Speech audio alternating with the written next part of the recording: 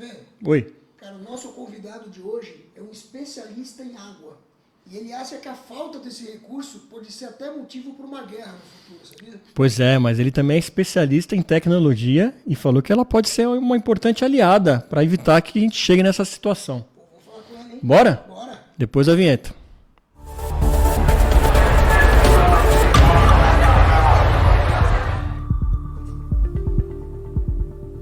Pronto? Pronto. Sejam muito bem-vindos a mais um episódio aqui do podcast Para e Ponto. Isso mesmo, lugar onde gente e meio ambiente se encontram. E aí, Flavião? É isso aí. Belezinha? Chuchu, beleza. Então tá bom. Antes de começar mais um super papo aqui com vocês, eu quero pedir, se inscreva no canal, deixe seu like, comentário, compartilha geral, acione o sininho da rede social, assim você não perde nada que acontece aqui no nosso canal, quer seja no Em Pauta, quer seja aqui nos convidados muito especiais que a gente traz todas as quartas-feiras, né, Flavião? E que mais? Ô, estamos no Apoia-se. Estamos no Apoia-se, você pode ser um apoiador do canal agora, gente. Clica aí no link da descrição, apoia.se/pariponto. Saiba como ser um apoiador do canal, ter vantagens exclusivas, como conhecer aqui o estúdio, participar de bastidor, participar da nossa reunião de pauta, sugerir convidado, enfim. Tem muita coisa legal, então clica aí que a gente está te esperando. Hoje vamos falar sobre um assunto muito legal, Flavião, que eu fiquei empolgado. Tecnologia, mas tecnologia ambiental, como que a tecnologia tem contribuído aí para ajudar toda essa jornada de meio ambiente, sustentabilidade, ESG também, né? Como não? E para isso a gente vai falar com ele que é engenheiro civil e diretor aí de uma importante empresa que trabalha aí com tecnologia ambiental, que é o Paulo Negrão. Tudo bom, Paulo? Tudo bom, Fernando? Tudo bom, Flávio? Como é que você falou? Chuchu, beleza? É isso? Chuchu, beleza. Cara, isso entrega a idade, hein, bicho? Então, É grave, é coisa dele, hein? mas vamos lá, vai. A gente não nega mais. Vamos lá. Agora, Paulo, eu fiquei muito empolgado, como eu já disse aqui no início, né? De ter alguém falando sobre tecnologia ambiental. E como que você começa essa jornada? Né? Como que você começou? Você disse que é engenheiro civil. E como você começou a ser atraído por esse lado de trabalhar com o meio ambiente? Cara, antes de mais nada, obrigado pelo convite e parabéns pelo trabalho de vocês, né? Pô, muito legal, tenho seguido o canal. Como tudo na vida, um acidente assim que você não planeja. Uhum. Eu entrei em engenharia civil em 88 e tem uma coisa assim que me marcou muito, já repeti isso em outras entrevistas. Você sai de uma escola de 30, 40 alunos, cheguei na faculdade, 90 alunos na sala, e o primeiro pensamento que me deu foi, cara, 90 pessoas iguais aqui. Falei, eu tenho 5 anos para tentar descobrir alguma coisa que seja diferente. Essa foi uma inquietação assim, extremamente forte. 6 meses depois eu fui para os Estados Unidos, eu não tinha nem ideia do que era engenharia civil, acabei caindo lá porque eu queria ser engenheiro de som. Olha que legal. Questão de música e tal. E fui para os Estados Unidos, de mochila nas costas, cheguei em São Francisco, conheci um cara na rua e perguntei o que ele fazia. A gente não tinha lugar para ficar. Comecei a trocar ideia com o cara, eu e meu amigo. Ele falou, eu estou desenvolvendo uma tecnologia para remediação de águas subterrâneas. Agora você imagina você escutar isso com 18 anos de idade, em 88, em inglês. Na hora que ele falou groundwater, Já tinha... eu falei ground, chão, water, água no chão. O cara era um hippie, cabeludo. Eu falei, esse cara deve, sei lá, trabalhar em algum hotel, fica tirando água do chão, falei, alguma coisa por aí, né? Mas assim, fast forward 20 anos depois, foi assim, foi o acontecimento da minha vida que me abriu o olho para o que depois eu fui entender que tinha a ver com questão de meio ambiente, questão de águas subterrâneas. Então foi assim, um acaso totalmente inesperado, né? E acabei ficando na casa desse cara uma semana, não entendi absolutamente nada do que ele fazia, a gente ficou uma semana andando de bicicleta, ele chamava de lab. Era uma oficina cheia de torno, de máquina, tudo manual, ele trabalhava sozinho no porão de um supermercado. Entendi. Aí eu fui lá, não entendi nada, ele emprestou 2 bicicletas pra gente. Ficamos uma semana, 10 dias. No dia de ir embora, ele falou, bom, despeçam-se de São Francisco. Eu falei, na Califórnia, isso. Eu falei, eu não vou me despedir daqui. Eu falei, daqui a pouco eu estou de volta. Adorei a cidade, né? Foi um negócio assim. E aí eu voltei um ano depois, acabei trabalhando com ele, e sem querer eu desenvolvi um equipamento que o Flávio conhece, que é o tal do Autopump. O que esse Autopump faz? É um equipamento assim, meio que cotonete, band-aid, virou um nome assim muito emblemático, né? que se usa em recuperação, bombeamento de água subterrânea contaminada. Entendi. Então, virou um equipamento mundialmente conhecido e, sem querer, eu estava lá Participando fazendo disso. peça do negócio sem ter a menor noção do que era. Então, assim, resumindo, foi um acidente completo, mas eu não me vejo fazendo outra coisa. Quer dizer, Entendi. filosofia Zeca Pagodinho. Deixa a vida me levar, a vida leva eu. Quer dizer, Muito a coisa legal, foi, né, Flávio? foi acontecendo. Numa época que, enfim, né, a gente fala isso muito aqui, o meio ambiente não era tão protagonista como é hoje em dia, né? Eu posso te dizer, na verdade, o que o Paulo está falando é história pura. É história no sentido amplo. Fazendo parte dela, né? Parte da história. Porque é o seguinte, para quem não é da área, e esclarecendo, nós somos uma safra de profissionais que viram um novo mercado surgir. E nós trabalhamos para isso. O Paulo é um cara que contribui ainda para esse mercado crescer, que é o mercado de áreas contaminadas. Então, para vocês terem uma ideia, o mercado de áreas contaminadas começa nos Estados Unidos, que é a vanguarda da história, no início dos anos 80. Né? Finalzinho da década de 70 com Love Canal. Que depois a gente entra Tá. no assunto, que dá um podcast à parte. Sem dúvida. Então, o que você está contando é o início desse mercado, que no Brasil existia muito pouco ou quase nada disso. Nada. 2, 3 pessoas que falavam isso, quer dizer, era uma coisa assim, nicho do nicho do nicho. Né? Um termo que ninguém conhecia. Então, o que a gente está vendo aqui é surgir história. Né? E esse mercado de área contaminada, enfim, aí a gente já sabe para onde esse negócio foi. Isso. Esse é o início de tudo. E uma questão engraçada, quando eu me formei, a área de engenharia civil estava muito ruim, a falência de Incol, quer dizer, estava uma época muito difícil. E quando eu comentei com os meus amigos que eu ia para a área ambiental, os caras falaram, você está louco, você vai morrer de fome. Não tinha engenharia ambiental, antigamente você tinha engenharia sanitária, que era tratamento de esgoto, tratamento de água, mas a palavra remediação nem existia. Olha aí. Lidar com uma área contaminada, com solo contaminado, com água contaminada, tinha 3, 4 pessoas no Brasil que incipientemente conheciam um pouco do assunto. Né?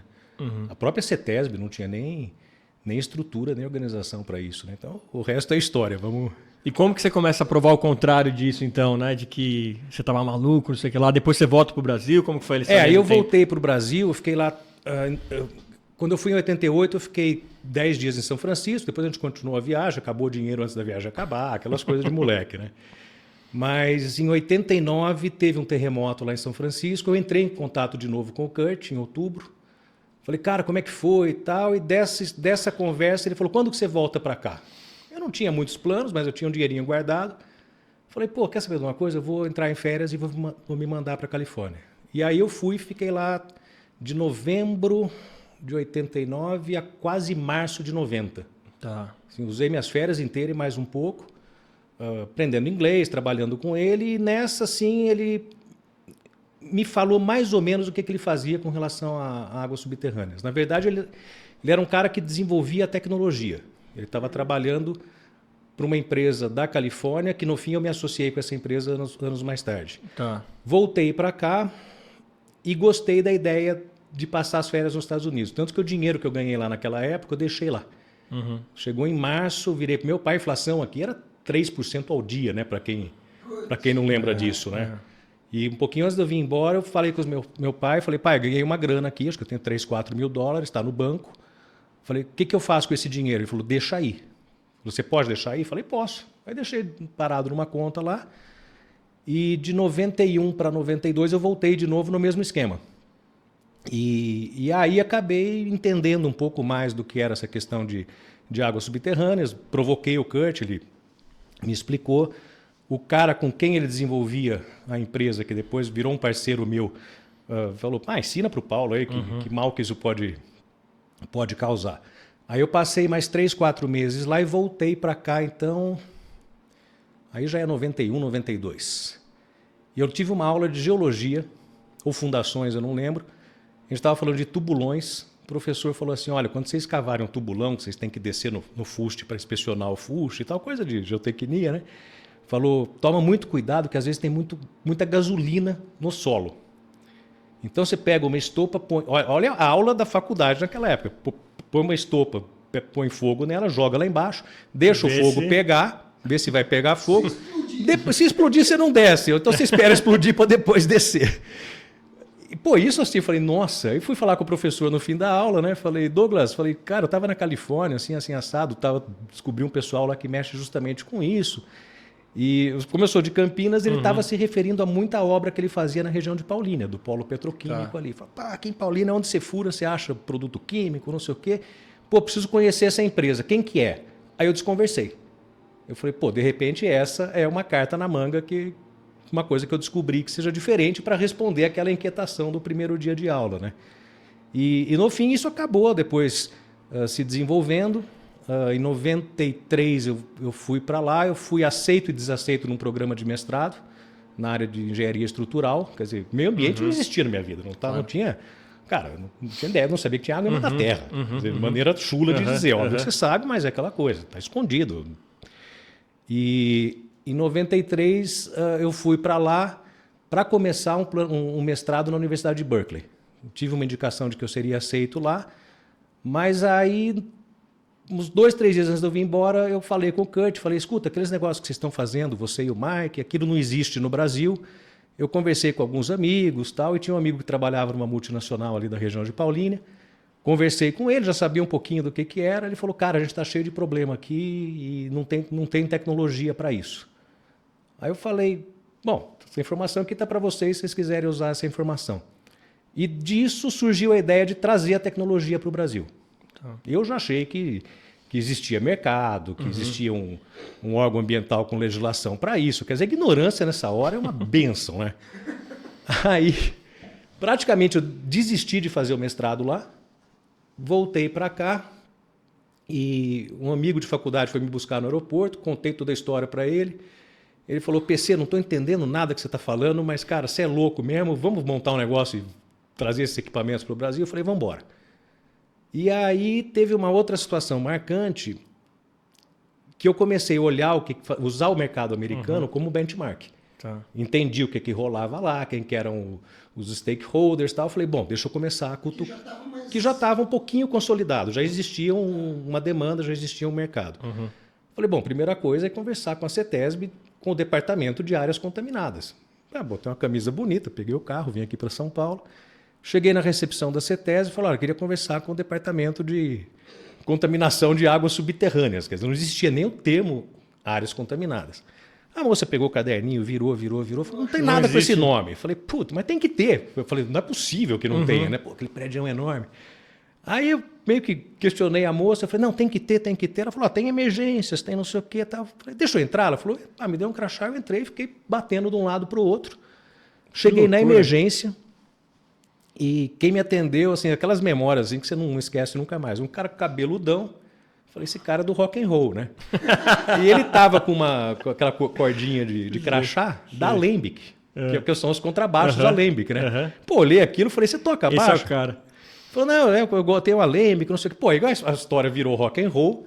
E esse cara, o Elvio Aventurato, diz que ele faleceu, ele me deu a dica do Rodrigo Cunha. Ele falou, tem um cara aqui que está mexendo com isso. É lá no prédio 6, vai lá no corredor, última salinha à direita. Aí depois de eu conversar de baixo com o cara uns 20 minutos, eu fui lá. Então, quer dizer, eu peguei o departamento naquela época, era o Rodrigo, o Elton, o Vicente, acho que estava lá fazia 2 ou 3 semanas, e era uma salinha assim, lá no fundo da CETESB, que era o pessoal que estava começando a lidar com alguns casos de áreas contaminadas aqui no estado de São Paulo. E disso foi o embrião que gerou todo um movimento, todo um mercado. Quer dizer, você olhar para trás 30 anos e ver o que era e o que é hoje, em 30 anos, é uma viagem assim fantástica, todos né? Esses continuam na áreas contaminadas. É. O Rodrigo hoje é responsável pelo curso do Senac, Exato. que forma uma garotada nova. Que barato, cara. Forma e reforma, né, pessoas nessa área de áreas contaminadas. Uma molecada que tinha visão, né? E o Elton e o Vicente estão lá ainda, né? Estão lá até hoje. Mas, Fernando, assim, visão, falar que se eu tinha visão, se eu sabia o que eu estava fazendo, não. Zero. Assim, você estava num mercado novo. Eu li um livro na época que foi assim muito marcante, As 22 Leis Imutáveis do Marketing. Não sei se você já leu isso aí. Al Rise e Jack Trout. Então ele fala assim, primeira lei, seja o primeiro no mercado. Segunda lei, se você não for o primeiro no mercado, crie um submercado para você ser o primeiro. Então ele fala dos benefícios de você chegar primeiro. Quer dizer, tudo muito difícil, mas é um mérito que ninguém nunca vai te tirar. Só o primeiro vai ter, né? Então, assim, não que a Clean tenha sido a primeira, que eu tenha sido o primeiro, mas a gente chegou aqui junto com os primeiros, né? Então, tem um mérito disso, uma questão histórica, mas dizer que você sabe o que você estava fazendo de maneira nenhuma. Você faz as coisas direito e vai aprendendo com o tempo. Que legal, cara. Né? Que história saborosa, A história né? é mais ou menos por aí. Teoria do Sermos, né? Tentar descobrir um mercado que ninguém descobriu ainda de uma forma diferente. Que ninguém Exato. E o Flávio eu conheci, eu vim fazer uma visita para o Everton, que tem uma empresa até hoje. Ele foi entrevistado aqui. A Hidroplan. O mistério é que o Everton não tem cabelo branco até hoje. Esse é um mistério que depois de 30 anos ainda não sei dizer qual que é esse mistério, né? A gente não fez essa pergunta. Vou aproveitar a frase de uma amiga que ele acredita na química. Ah, entendi. Acho que é uma dica. Não, tô brincando, mas a gente, assim, somos todos amigos, né? Ele vai pedir direito de resposta. A gente faz essas brincadeiras. Mas eu fui conversar com o Everton. Acho que ele tinha acabado de chegar de Waterloo, alguma coisa assim, ou tinha ido. E conheci o Flávio lá, era uma empresa aqui em Cotia, era um mallzinho, tinha uma salinha lá, era o Everton, o Celso, que é do Sul, né? Agora está no Sul. E o Flávio, acho que era o primeiro emprego dele, né? Quer dizer, o Flávio é menino de tudo, então, quer dizer, a gente se conhece desde aquela época, né? Éramos eu, o Celso, o Everton e o Juliano. Está na prefeitura, o Celso está no Sul e o Everton continua lá dentro do plano. Então, isso em 96 ou 97? eu comecei a empresa aqui em 95. Então, não sei se eu demorei um pouco para achar o Everton. Se eu estava dentro do plano foi a partir de 96. Tá, então a gente já estava... no Canadá em 96. Então, Tá. Então a gente já estava começando a tatear o mercado aqui nessa época. Agora, deixa eu aproveitar que eu fiquei pensando uma coisa assim. Primeiro que você era um jovem diferente. Que você teve essa visão, por mais que você não soubesse o que você estava fazendo, você teve essa percepção de entrar na faculdade e buscar ser diferente, que é uma estratégia muito bacana, enfim, um posicionamento muito bacana. Você se diferenciar, você fazer essa busca interna, né? É uma inquietação, né? Uma inquietação. Uma inquietação. Depois você teve essa percepção toda, mesmo sem saber direito onde você estava pisando, e falou, pô, aqui tem uma coisa bacana. Vou falar na CETESB sem saber. Né? Hoje, a gente já conversou com muita gente aqui no Paniponto, muito jovens. Isso está sendo uma coisa bacana, que a gente está tendo um encontro de gerações aqui, a gente conversa com pessoas de todas as idades aqui. Que estão pegando um mundo que ainda está, caramba, para onde esse mundo vai? Em termos de tecnologia, em termos de profissão. Meu filho está agora prestando vestibular, na época de prestar vestibular, o que você vai fazer? Não sei. Como é que você indica? Né? O que você sugere para ele? Como é que você vê hoje, já que você... Não vou nem perguntar de áreas contaminadas, porque 30 anos depois você já tem uma opinião, a gente pode falar sobre isso. Tá. Mas nesse momento do mercado, nem digo no mercado, mas esse momento socioambiental, ESG, sustentabilidade, essa garotada toda se movimentando, você consegue enxergar alguma tendência disso tudo? Você sabe onde isso tudo vai desembocar? Inteligência artificial, é uma sopa, uma mistura de informações e de... Cara, é um choque de gerações tão grandes. Acho assim, toda geração ela choca a geração anterior. Sim. Isso é histórico. A gente chocou nossos pais chocaram nossos avós. Mas eu acho que isso está assim, num nível de exacerbação como nunca. Quer dizer, num contexto histórico, você nunca teve tanta evolução numa geração só. E a gente nunca teve tantas gerações diferentes trabalhando juntas, né? Também o lance da longevidade. Por outro lado, né? deu uma condensada. Uma achatada. Então, assim, não sei se é crise dos 50 e tantos anos já, né? Mas outro dia eu estava até me questionando. Eu falei, pô, será que eu estou ficando obsoleto? Quer dizer, até um ponto você consegue gerenciar, saber tudo o que está acontecendo de novidade. Chega uma hora que você começa a perder um pouco o passo. E é normal, quer dizer, mas a molecada nova que está vindo, eles são multiprocessamento. Quer dizer, eu sou da geração que o meu processador era um 286, depois tem a geração Pentium, essa molecada hoje é geração inteligência artificial. Eu vejo como uma vantagem, assim, um domínio. Eles são digitais nativos, A gente teve que aprender a ser digital. Eles são digitais nativos, completamente diferente. Quer dizer, você aprendeu inglês porque você foi para uma escola de inglês, mas eles dominam isso que está dentro, assim, desde que nasceu. Então, uma facilidade intrínseca de lidar com tudo isso, uma velocidade de processamento muito além, pelo menos da minha, da nossa e de gerações anteriores, uma exposição a tantas alternativas. Eu fico preocupado, assim, você pegar uma criança hoje com 15, 17 anos, tentando fazer uma escolha com tanta opção, será que esse mundo de opções acaba não deixando a pessoa mais confusa? Mas assim, vamos lá. A gente tinha uma preocupação, vou tentar resumir aqui, até por conta da falta de informação, a gente tinha meia dúzia é exagero, de jornais impressos, não tinha internet. Então, o núcleo a gama de informações que nós tínhamos super restrita. Eram restritos ao nosso núcleo, né? Era muita conversa e tudo mais. Alguns tinham oportunidade de sair do país quando jovens, outros não, tal. Hoje não, hoje é o que você está falando, as informações estão por aí. Mas as inquietações, a gente ficava assim, pô, será que é Guerra Fria, os caras vão soltar uma bomba aqui? Aquecimento, mudanças climáticas, contaminação de água subterrânea, vai faltar água. Isso a gente não tinha. Eu, pelo menos, não tinha. Acho que acredito que ninguém de nós aqui. E hoje essa preocupação, molecada, pô, a gente tem ouvido falar de eco-ansiedade.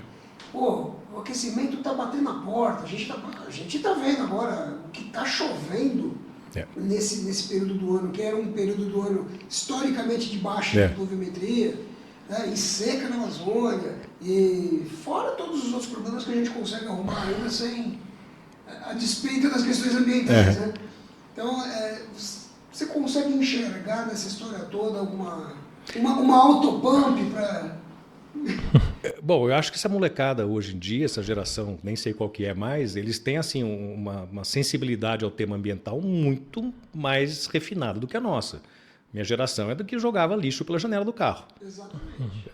Antigamente você trocava o óleo do carro, você abria um buraquinho na grama e jogava o óleo da mobilete ali no jardim da casa. Né? Sumiu, está resolvido o problema. Então, acho assim, eu tomei bronca da minha filha quando ela tinha 4 anos. Alguma coisa que eu fiz que ela falou, pai, você não pode fazer isso. Então, você começa a perceber o nível de avanço da nova geração e com relação à percepção ambiental, à percepção de aceitação, acolhimento, lidar com as diferenças, essa geração está anos-luz da minha e com certeza da geração aí de quem nasceu na década de 70, 80, né? Então, isso é muito legal. Acho que a sensibilidade dessa geração é muito maior. Eu acredito que eles vão lidar com questões muito melhores do que a gente lidou. Em termos de opções, do que fazer, os desafios, eu não tenho medo nenhum. Eu acho que agora chegou o computador, você vai mandar metade da sua empresa embora porque chegou o computador. Eu escutei isso. Eu tive um professor na faculdade que eu entreguei um trabalho feito na época em SuperCalc, que é antes do Lotus. O professor não aceitou. Ele falou, não aceito trabalho feito no computador. Quer dizer, olha da onde que a gente saiu, onde que a gente chegou. Então, assim, acho que a inteligência artificial é mais uma ferramenta. Que a discussão agora do computador que teve naquela época está tendo agora da inteligência artificial. Não vai tirar o emprego de ninguém, você vai aprender a usar. Quer dizer, o celular está no teu bolso. Antigamente você tinha que ter uma enciclopédia Barça, agora você tem enciclopédia Barça no teu bolso, no Google, você procura. Acho que são ferramentas. Isso acho que não me assusta de maneira nenhuma. Questão de robótica, questão de otimização e processos de inteligência artificial. Acho que a gente vai ter que aprender a lidar com isso. E é mais uma ferramenta no desenvolvimento humano. Você sabe que quem fala bastante isso é o Miguel Nicoleles. Né? O Miguel fala o seguinte, que é um grande neurocientista brasileiro, amado mundialmente, e ele diz que a preocupação não é com a inteligência artificial, porque a inteligência artificial não vai poder ter o que o ser humano consegue ter e a gente não vai conseguir programar, que é o imponderável, que é exatamente aquilo que você teve no teu início da carreira, o improviso, a sensibilidade, né? É a percepção de alguma coisa que às vezes você nem sabe o que é. E se você não consegue definir uma fórmula para isso, você não tem consegue reação ensinar a inteligência dificilmente a fazer. Esse é o primeiro ponto. A segunda coisa que ele diz, que a preocupação está exatamente no fato de facilitar as coisas, reduz a forma com que você busca o improviso, busca a inquietação, né? Então você começa a ficar muito binário. E esse achatamento dessa percepção faz com que aí sim você gere uma preocupação de como a população vai encarar isso. Cara, tá fácil. A tecnologia resolve tudo. Tecnologia resolve tudo? Não dá pra dizer. Tem o lado fácil. É meio interestelar? Se o planeta acabar, a gente procura outro. Não, eu acho assim, tem uma falsa tranquilidade. Não preciso aprender isso porque o computador sabe, vai dar conta, sabe, né? E vai dar conta. Eu acho que isso me engana que eu gosto. O conhecimento básico, as questões fundamentais, você tem que ter. Senão você recebe uma informação de uma inteligência artificial, de um Google, e você não tem um critério para poder avaliar aquilo. Quer dizer, tem situações que acho que é a experiência, a exposição, é a leitura, é um senso crítico. Você simplesmente come aquilo. Eu tenho uma atividade acadêmica, dou aula lá no Senac, e eu falo para os alunos, eu vou dar aula para vocês old school, vou mostrar, fazer continha na mão, tá? A molecada adora, porque é diferente, né? Eu falo, cara, você tem que ter uma noção de grandeza, entender da onde que as coisas estão vindo para você depois usar o software. Ninguém vai ficar calculando na mão, quer dizer, você vai usar as ferramentas que estão aí. Mas eu acho que essa questão de fundamentos, de princípios, isso tem que ser mantido. A gente não pode deixar isso de lado achando que inteligência artificial ou computação ou qualquer outro tipo de tecnologia vai tirar essa questão humana, né? Quer dizer, a própria questão da sensibilidade humana. Quer dizer, espero que isso não se perca nunca. Não tem como, né? Não tem como. Então, não dá para programar. Não dá para programar na máquina isso.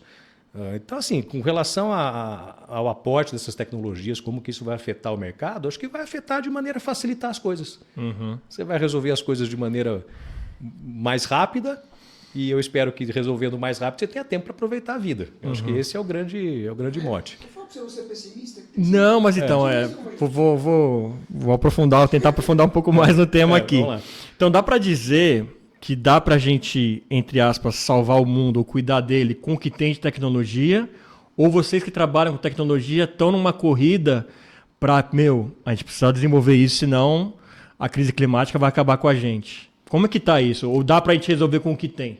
Fernando, tem uma visão assim tão, talvez errada, e vai ser chocante o que eu vou dizer. Eu acho que a gente nunca teve tanta tecnologia, tanta ferramenta, tantos métodos para resolver problemas históricos. Tá. Semana passada eu estava em Chicago numa feira de tratamento de água, o FTech. Gigantesca, uma feira assim, focada em tratamento de efluente e tratamento de água. Você vê tecnologias as mais avançadas possíveis. Problemas que não tinham solução há 5 anos atrás, hoje você tromba com 30 alternativas técnicas para resolver. Estou falando de um contaminante emergente que são os PFAS. Quer dizer, virou uma epidemia nos Estados Unidos. 5 anos atrás falava, não tem como tratar PFAS. Você anda na feira, você acha umas 30, 40 empresas com tecnologia para tratamento desse contaminante emergente em água de abastecimento. Então, eu acho que a gente tem a tecnologia, a gente tem um nível de desenvolvimento hoje que resolve e tem condição de resolver questões ambientais que eram insolucionáveis. Eu acho que o que falta é distribuir isso de maneira mais adequada no planeta. E aí você passa por estágio de desenvolvimento dos países, você passa por interesse financeiro, você passa por disponibilidade de mão de obra, interesse político, mas eu acho que a tecnologia, se você olhar o mundo 300 anos atrás, a questão ambiental era muito mais grave do que ela era hoje. Se olhar a Inglaterra, em 1940, teve uma situação de poluição atmosférica em Londres que morreu, nem sei a quantidade, mas foram centenas de pessoas que morreram por conta de uma inversão térmica. Nós estamos falando de coisa de 70 anos atrás. Quer dizer, hoje você respira nas grandes cidades do mundo, exceto alguns outros polos que a tecnologia, por algum tipo de interesse, não foi implantada. Mas eu não vejo que a falta de tecnologia é o grande problema. Eu acho que o problema é mais querer resolver. E como que anda isso? Você que tem muito contato com empresa, até com a parte de políticas públicas, O pessoal está dando esse valor a essa necessidade? Fernando, não tem como não dar. Tá. Uma coisa que eu aprendi cedo na questão ambiental é que você não vê retrocesso nas questões ambientais. Você pode ver retrocesso em uma série de outras áreas. Liberdade, liberdade de expressão, democracia, mas na questão ambiental você não vê retrocesso. Você pode ver uma coisinha pontual, passa uma boiadinha aqui, mas isso não desce mais goela abaixo de ninguém. Então é uma questão que só avança, as preocupações só avançam, os problemas estão aí, eu acho que os problemas não é coisa que aconteceu nos últimos 50 ou 100 anos, é uma questão histórica, e aí o Flávio me ajuda na questão do tempo geológico, eu tenho uma dificuldade enorme de entender isso e conseguir olhar para situações pontuais num contexto de tempo geológico. Acho que o mundo é vivo, quer dizer, o planeta passa por transformações, até que ponto essas transformações são causadas ou exacerbadas e aceleradas por atividade humana ou não. Eu acho que aí tem que ter uma discussão bem pontual mesmo, livre de paixões, o que é impossível, né? Porque tem hoje toda uma questão de compliance corporativo, uma pressão de mídia, uma pressão de comportamento, graças a Deus na questão ambiental. A gente podia estar usando toda essa discussão para discutir guerra, para discutir poderio militar, e legal que a gente está discutindo essa questão ambiental. Eu acredito que tecnologia a gente tem, mecanismos para fazer isso acontecer a gente tem. No meio corporativo, as empresas hoje não têm como não conjugar esses verbos e praticar essas ações. Isso é um suicídio corporativo, é totalmente inaceitável. Em termos de dinâmica econômica, você tem, ou legislação, você tem mecanismos que regem essas questões ambientais. Em termos de Brasil, a gente ainda tem uma dificuldade enorme econômica para fazer tudo isso acontecer. Quer dizer, a gente está numa área, eu e o Flávio, que a gente mexe com áreas contaminadas, contaminação de solo e águas subterrâneas. Num contexto de Brasil, é um problema sério? É. Mundial. Mas a hora que você coloca isso perto de questão de saneamento básico, esse problema fica desse tamanho. Ele é sério, mas a gente ainda tem outros problemas muito latentes que talvez nos Estados Unidos já foram resolvidos, na Ásia, no Japão já foram resolvidos. Né? Tudo é urgente e nada é urgente. Nada é urgente, você não consegue fazer tudo. Você tem que elencar qual o problema que eu quero atacar. O recurso é finito, o que eu quero atacar? E nas questões ambientais, a questão ambiental ela só anda... É uma visão que eu tenho, posso estar errado. Ela só anda tocada à tragédia. Você tem que ter o dente doendo para ir no dentista. Você tem que ter um acontecimento para chamar a atenção. Quando que a gente percebeu que a água era importante? 2015, que secou o estado de São Paulo inteiro. Hoje, qualquer pessoa lembra daquilo, um acontecimento recente, mas precisou ter uma situação extremamente drástica para a gente incorporar, falar, putz, é importante. Não vou largar a torneira do jardim aberto, lavando o carro e voltar a assistir jogo na televisão e a mangueira correndo lá na calçada.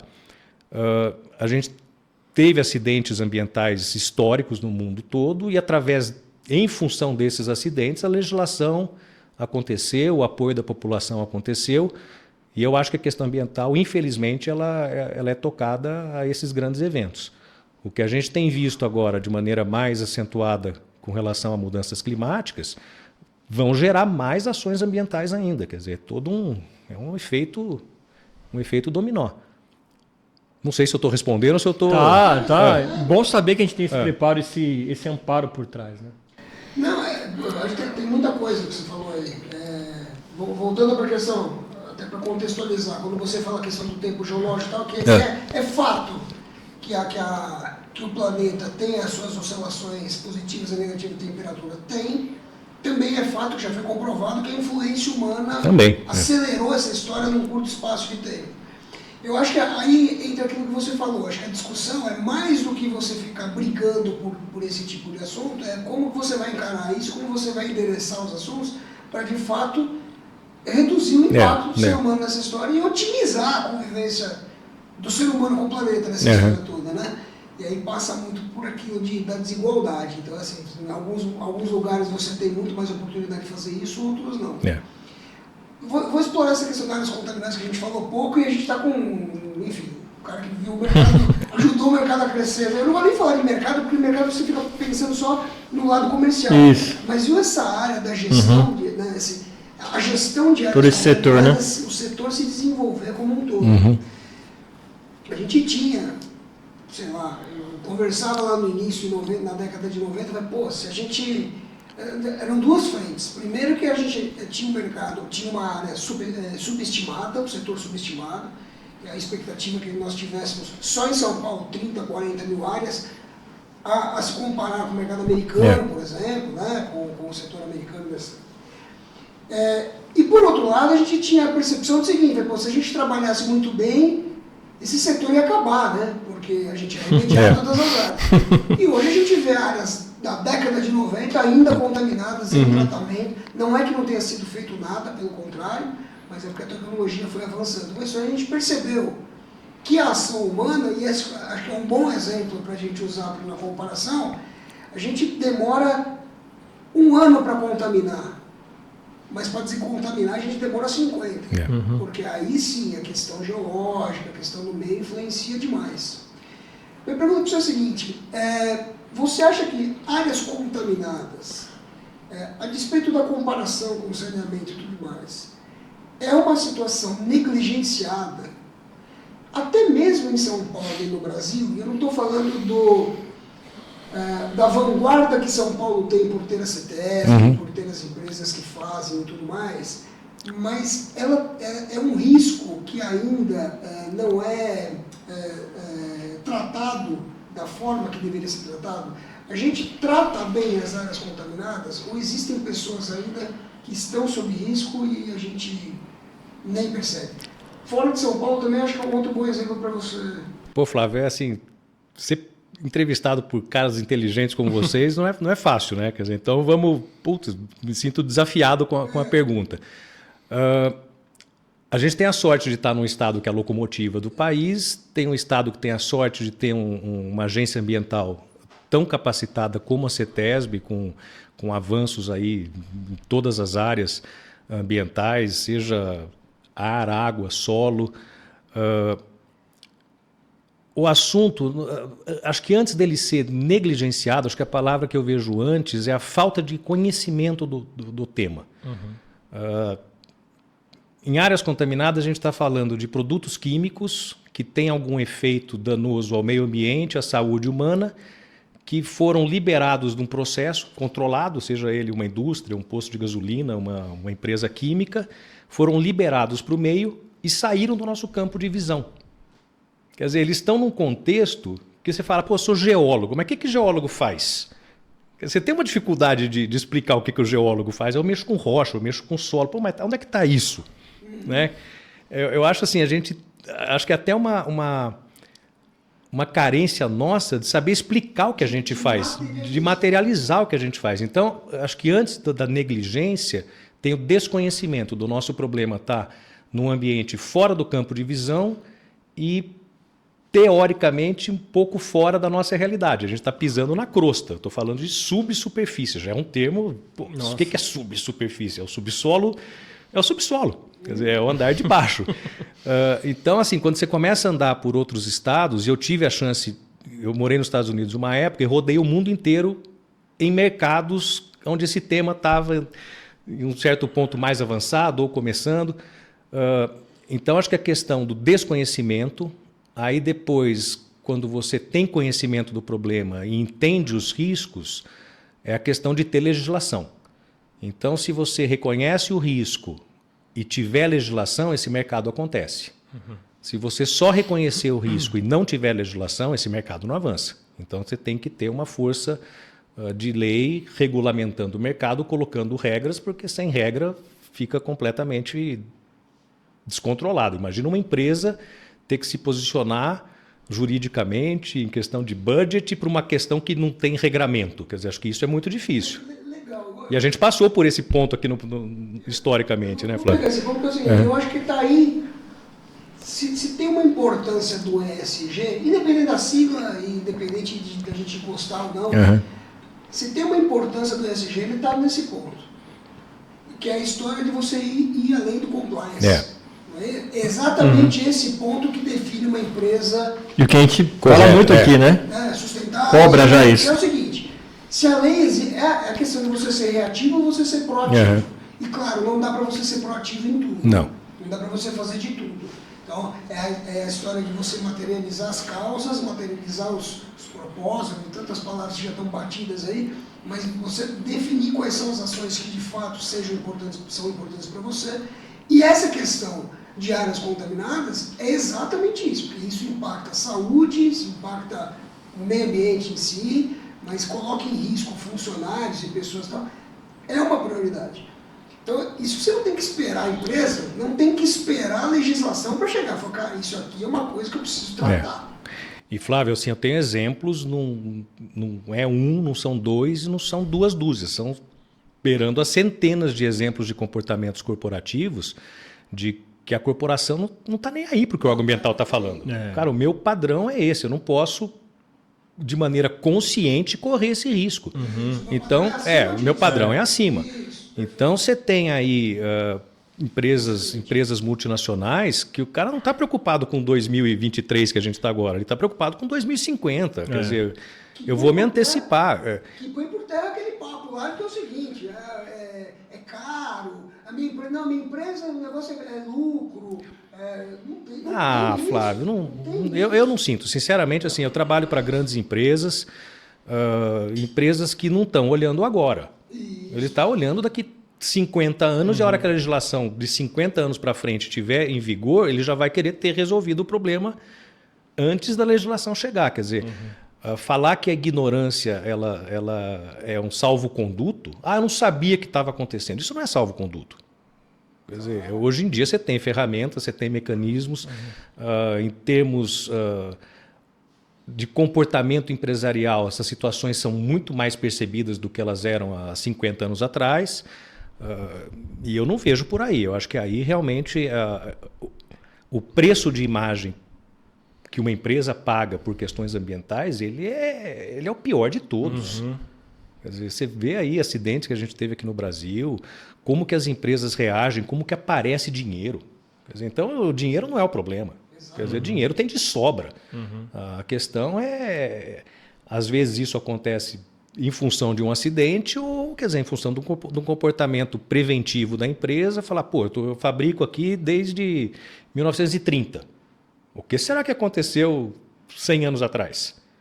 Quer dizer, não é salvo-conduto falar, eu não soube, eu não sabia. Quer dizer, ainda ocupa essa área, eu preciso saber. E aí você tem compliances corporativos, você tem performance em bolsa de valores e o risco de eventualmente um problema oculto aparecer e impactar a imagem da empresa de maneira definitiva, né? Então, acho assim, no nível corporativo, não vou nem falar de alto nível, no nível corporativo, qual que é o adjetivo que eu quero usar aqui? De pessoas que tem a empresa, tem que ter o lucro. Se não tiver o lucro, não tem a empresa. Se não tiver o lucro, não tem ação ambiental. Mas que tenha o entendimento de que isso tem que ter, que faz parte da governança, isso faz parte faz parte do negócio. Você não tem como negligenciar uma situação dessa. Por outro lado, o Flávio falou, a gente achava que em São Paulo tem 30, 40 mil áreas contaminadas. Eu continuo achando que o número seja esse. No entanto, quer dizer, você vai ter o mesmo nível de exigência que você tem para uma corporação multinacional, com todo o mecanismo, você vai ter a mesma nível de exigência, e aí é uma questão financeira, para o cara que tem uma oficininha aqui em Cotia, e eventualmente contaminou, ali. E o lucro dele, sei lá, se ele faz 100 mil reais de lucro por mês, você não paga nem a sondagem que ele vai precisar fazer. Então, aí que eu acho que está o grande desafio da coisa. Em termos de como que o pequeno empresário, o médio empresário faz aporte a uma questão ambiental que não é barata, que é um problema sério. Quer dizer, uma empresa pequenininha pode causar um problema de saúde extremamente grande. Quer dizer, uma lavanderia, que você leva uma jaqueta de couro para fazer lavagem e o cara usa um produto que é um solvente clorado, chama percloroetileno, que é o pior dos piores. Descarta depois. Quer dizer, se eventualmente tiver uma liberação no meio, quer dizer, uma atividade pequenininha pode causar um impacto gigantesco para uma comunidade. E esse cara tem dinheiro para fazer frente a esse problema? Não tem. Então aí entra a questão de seguro ambiental, entra a questão de algum fundo do Estado para poder ajudar. Eu acho Isso a gente que não tem ainda, Paulo. Existe um fundo na CETESB, eu até não quero comentar muito, porque eu não sei como é que funciona isso, como é que está isso atualmente, chama FEPRAC. Nos Estados Unidos, eles passaram uma legislação na década de 80 que criou nos Estados Unidos o Superfund. E era uma taxa que era cobrada na gasolina, que gerou bilhões de dólares, e esse dinheiro foi usado pela agência ambiental para fazer trabalhos em áreas órfãs, em áreas que não tinha poderio financeiro para arcar com o problema. A CETESB quis replicar esse modelo aqui, criou a entidade do fundo. Até onde eu sei, tem dinheiro no fundo, acho que não tem saída do dinheiro por questões de como... O Flávio deve até saber mais do que isso. Não sei mais. Como viabilizar isso daí? A última notícia que eu ouvi prática disso é que tinha um caso, que era um caso lá de Sorocaba, se não me falha a memória, que ia ser um dos primeiros casos a ser aplicado o dinheiro do FEPRAC, inclusive com uma multa paga por uma outra grande empresa que aportou dinheiro e para o fundo. Então o fundo, até onde eu saber, já está funcionando. Ele existe, sei que tem dinheiro. Tem termos de ajustamento de conduta, eventualmente com algum responsável legal. Tem um dano de áreas contaminadas. Faz-se um termo de ajustamento de conduta com o Ministério Público e ele cria algum benefício para a comunidade. Tem um comitê gestor, que é multidisciplinar, né? E que até para você direcionar, como o dinheiro não é infinito, para você direcionar para casos mais importantes, onde de fato você tem a necessidade de aportar um dinheiro público nessa história. Então funciona assim, está no caminho. Mas é uma preocupação importante, né? Porque se as multinacionais gigantes ainda não têm esse senso, muitas não têm o senso de urgência que é para agora, eu acho que a maioria cobrar os menores, né? A maioria tem, Fernando. Você pegar a empresa multinacional, ele tem um belo departamento de SH, de compliance. Mas ele está tendo pressa para fazer? Porque eu falo muito, cobro do Flávio aqui, eu vejo todo o planejamento de ESG para 2030, para 2040, eu não vejo muita coisa acontecendo. O tema está em pauta. Se está tendo pressa ou não, o tema está na mesa. Não, para tratar qualquer coisa relacionada ao meio ambiente. Eu vejo todos os planos jogando para cima e eu tenho a sensação de quando chegar em 2030 vão passar para 2040. Eu só vou mudar a palavra, porque apesar de parecer uma bobagem semântica, é o seguinte, eu acho que é muito importante a gente ter isso daí. Você está tendo pressa, não, você está tendo urgência. Isso. E eu vou te dizer, porque assim, em água subterrânea, a gente sofre muito. Eu imagino. Que o pessoal quer pressa e não dá para ter pressa. Entendi. Tem que ter urgência, concordo contigo. Mas demora para fazer. Sim. Isso sem dúvida. Demora, não é por conta de investimento, não é por conta de pessoal. Porque é difícil. É o trabalho. É difícil fazer. E vou emendar outra pergunta filosófica. Filosofar coisa. Não é que é entrevista inteligente, aproveitar que tem uma pessoa inteligente. Exato. Isso provoca a gente a fazer as coisas inteligentes, né, Flávio? Na verdade, se eu fizer uma pergunta muito boa, ele vai falar. Putz, que isso? O que eu fui fazer lá? Porque esse fator está ligado diretamente à água. E você falou da crise hídrica que a gente teve recentemente, né? Faz muito pouco tempo. O Einstein já dizia, né, que ele não sabia como é que ia ser a terceira guerra, mas que a quarta seria... Ia ser por água. Não, paus e pedras. A quarta paus e pedras. A pergunta que eu te faço é essa. Também não sei como vai ser a terceira, nem sei se a quarta vai ser em paus e pedras. Mas tanto uma quanto a outra podem ser por água? Eu não tenho a menor dúvida, Flávio. Cara, a água acho que é uma questão estratégica. Você tem situações que aconteceram no Oriente Médio, acho que foi no Irã, no Iraque, que eles bombearam a água subterrânea, secaram uma parte do país e dizimaram uma população. Meu Deus. Quer dizer, com hidrogeologia. Quer dizer, então, a manipulação da água. Quer dizer, hoje o recurso água, ele é... Mesmo no Brasil, que é um país rico... Aí que tá, Flávio. Eu acho que aí a gente tem aquela coisa, tem água pra caramba, você toma 3 banhos por dia. Tem essa sensação mesmo. Né? Quando eu fui morar nos Estados Unidos, eu aluguei um quarto numa casa, eu tomava um banho para acordar, porque eu tenho que acordar no chuveiro, trabalhava, ia pra academia, andava de bicicleta, chegava à noite, tomava outro banho. Terceiro, quarto dia, a moça chegou para mim e falou, Paulo, você tem algum problema de pele? Ela perguntou sério. Eu falei, não, por quê, Patrícia? Ela falou, não, porque você toma 2 banhos por dia. Eu falei, so what? Ela pegou e falou, vou ter que aumentar seu aluguel. Eu falei, faz favor. Eu falei, não tem problema nenhum, mas não tem... Quer dizer, culturalmente, a nossa questão de 2 banhos por dia, ela é em função dessa percepção que a gente tem que o Brasil é o país da água, que tem água para todo lado, e visualmente você não passa 10 minutos sem ver a água superficial. Isso. Então você cria uma falsa impressão de que é um recurso infinito e que eu posso sujar, porque daqui a pouco eu viro a esquina e acho água limpa. Quer dizer, isso é uma falta de conhecimento enorme. Temos a sorte de estar num país com uma disponibilidade hídrica que a gente tem. Pô, fantástico, sorte nossa. Mais ainda a obrigação que a gente tem de tratar isso, de preservar esse... E da mesma forma que a gente tem a desigualdade, quando a gente fala a questão financeira, distribuição, a gente tem desigualdade de distribuição de água. Também, a água não está em todo lugar. O Brasil tem muita água, na Amazônia, Pantanal, no aquífero, mas não está... Então é uma questão estratégica. Agora, voltando para esse nosso mundo, que não é o mundo de água superficial, e acho que vai uma inabilidade nossa, assim como profissional técnico, gigantesca. Se alguém perguntar, Paulo, o que você faz?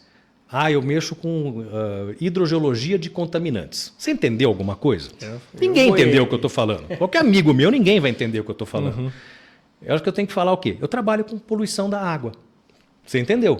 Sim. A criança de 5 anos entendeu. É isso aí. Agora, aonde está essa água, aí é o detalhe. Se ela está no rio, se ela está no reservatório, se ela está no subsolo, aí é a especificidade do tema. Eu acho que aí, na questão de áreas contaminadas, é uma inabilidade nossa de comunicar isso para o leigo. Pô, o negócio está no subsolo, está fora do campo de visão, isso aí se mexe 2 centímetros por ano. Deixa lá, por que eu tenho que me preocupar? Quer dizer, a gente não consegue simplificar esse discurso, né? Tem água. O que a gente está deixando de ter é água potável. Porque nos oceanos tem água para burro. Pra caramba. Não consegue beber. Existe tecnologia. Daí a gente volta naquela pergunta que eu ia falar. Vai voltar na tecnologia, vai resolver. Se precisar, ela vai tirar água do mar. E outra questão que...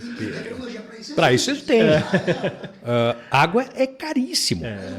Quanto custa uma garrafinha de água dessa? Quanto custa? 5, 6 reais? Quanto tem aqui? Eu não enxergo, estou sem óculos. 500 ml. 5 ou 6 reais é mais caro que gasolina. Se for no detal, está uns 15. Quer dizer, água é caro pra caramba. Então, assim, quanto custa tratar água? Quanto custa um desperdício de água de rede pública com vazamento? Quer dizer, a gente dá de ombro para isso, porque tem toda aquela falsa impressão de que a gente está num país de que a água é um recurso infinito. Isso é terrível, triste, né? é terrível. Perigoso, né? né? Perigoso. Então você acha que a briga vai ser por água? Ou a briga, ou que mais? As grandes questões... Eu acho que as grandes questões aí de desenvolvimento, de alavancar o país, ela passa por água. Não tem como. A gente não pode achar que a gente vai mudar a história desse país se a gente não trabalhar saneamento básico. Não trabalhar a questão de disponibilidade da água.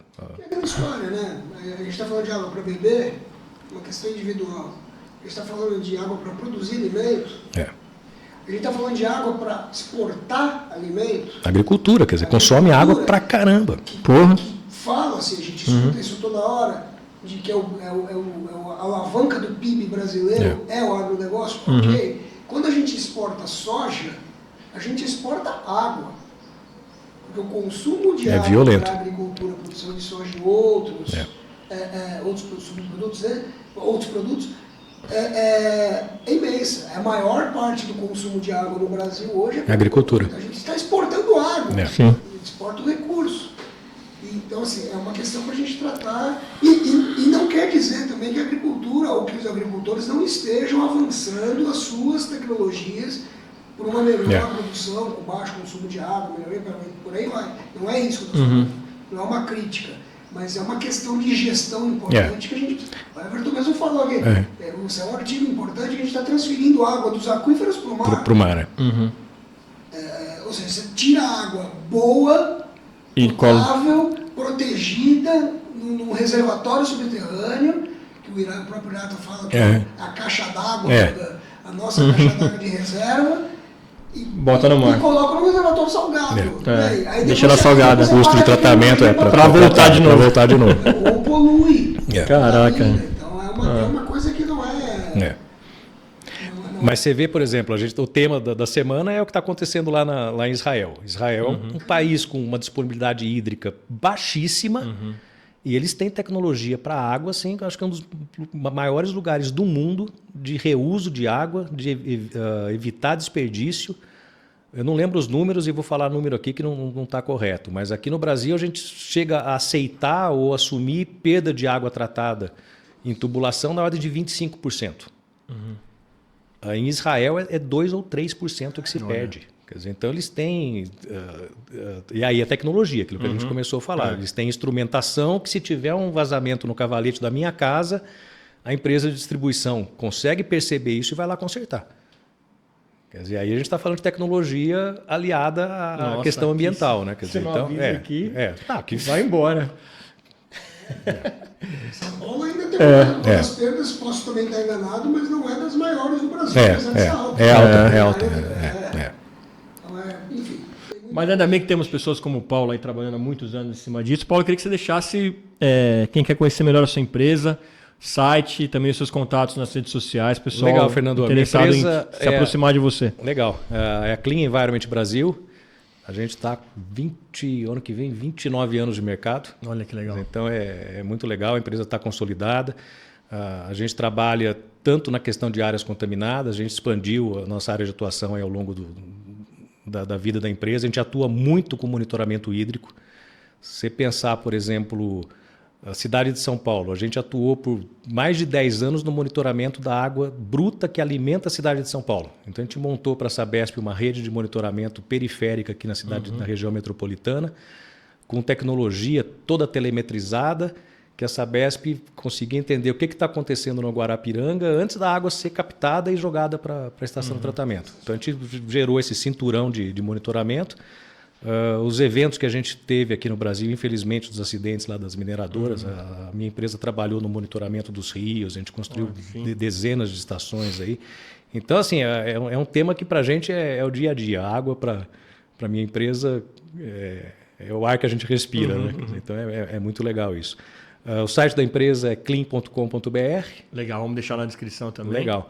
E, agradecer a vocês pelo papo aqui, foi muito legal e fiquei fã do trabalho de vocês. Eu acho que se você fez alguma coisa, não lembro, vou tentar dar Ixi, olha lá. Há uns 2 anos atrás, 1 ano, você fez um vídeo falando de alguma coisa. Eu não lembro o que foi. Você botou um vídeo no Instagram que você... Pode ser, eu fiz um vídeo para a OAB falando de... Pô, quero ver isso aí, cara. E aí eu comentei e falei, Flávio, você devia fazer um canal, alguma coisa assim. Eu comentei com você falou, vem novidades em breve. Mas me deu uma percepção ali na hora desse talento seu aí de ir para frente das câmeras. Eu nem sei se você lembra disso. Esse vídeo aí. Pode ser esse. Eu não fiz muitos vídeos da minha vida. Foi alguma coisa que você fez... Pro dia da terra, que é quando você tem o consumo dos recursos naturais da terra, tal, acho que foi a pedido. Eu vou dar uma olhada no Instagram e eu assisti e falei, que legal, né? Porque é joia você ver assim, uma pessoa técnica, né? Bastante. Mas, muito Flávio bom. é fera. Então, parabéns para vocês dois, fiquei super contente com o convite. Espero ter Imagina, contribuído. obrigado. Prazer é nosso, parabéns pelo trabalho. E como a gente falou no início aqui, depois vamos marcar um só de música. Opa, né? Falar de rock and roll e Ponte Preta. Ponte Preta, olha aí, ó. Ponte Pretana. Tá bom. Tá bom, a gente faz um mix aqui de futebol. Obrigado, Paulo. Obrigado, Fernando. Espero Obrigado, vê-lo em breve aí. Show de bola. E obrigado a você que acompanhou mais um episódio aqui do podcast Para e Ponto. Não se esqueça de se inscrever no canal, deixar seu like, comentário, compartilhe esse link aí com seus amigos, com a sua turma, assim mais gente tem acesso aqui. E se tiver alguma pergunta para o Paulo, pode deixar aí nos comentários que a gente vai ter o maior prazer de transferir para ele, né? Então é isso aí, a gente se vê no próximo episódio. Eu sou o Fernando Tuller. Eu sou o Flávio Fernandes. E esse foi o Para e Ponto. Até lá.